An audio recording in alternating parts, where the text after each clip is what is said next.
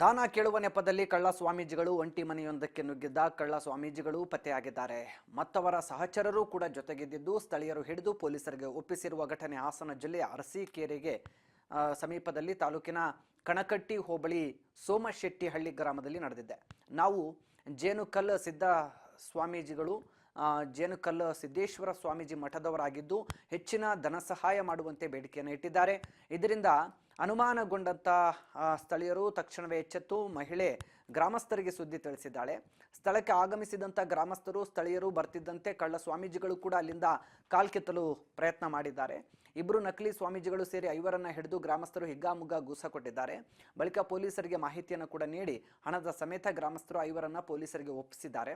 ಕಳೆದ ವರ್ಷ ನವೆಂಬರ್ 3ರಂದು ಇದೇ ಗ್ಯಾಂಗ್ ಕಲ್ಲುಂಡಿ ಗ್ರಾಮದಲ್ಲಿ ಭಿಕ್ಷೆ ಕೇಳುವ ನೆಪದಲ್ಲಿ ಬಂದಿದ್ದು ಆಗ ಪಿಸ್ತೂಲ ತೋರಿಸಿ ಪರಾರಿಯಾಗಿದ್ರು.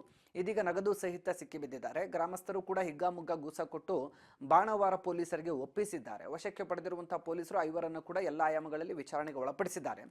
ಎಷ್ಟು ಗ್ರಾಮಗಳಿಗೆ ಭೇಟಿ ನೀಡಿದ್ದಾರೆ, ಯಾರ್ಯಾರ ಮನೆಯಲ್ಲಿ ಕಳ್ಳತನ ಭಿಕ್ಷೆ ನೆಪದಲ್ಲಿ ದರೋಡೆ ಮಾಡಿದ್ದಾರೆ ಎನ್ನುವ ಬಗ್ಗೆ ತನಿಖೆಯನ್ನು ನಡೆಸ್ತಾ ಇದ್ದಾರೆ.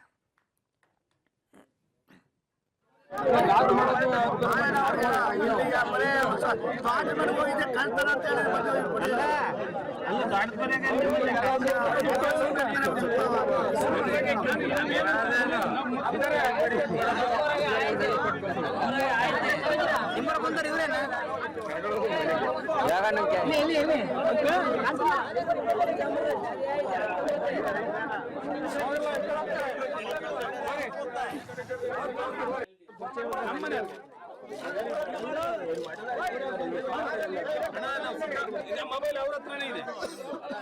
ಅವರೆಲ್ಲ ಭಾರಿ ಮೋಸ ಕಂಡ್ರೆ ಇವರೆಲ್ಲ ಅಂತಾರೆ. ಏನ್ ನೀವು ಮಾತಾಡಿ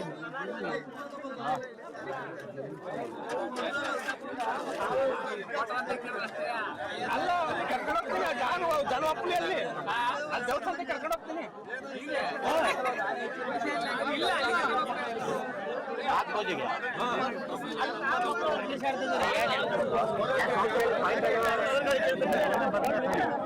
ಅಲ್ಲ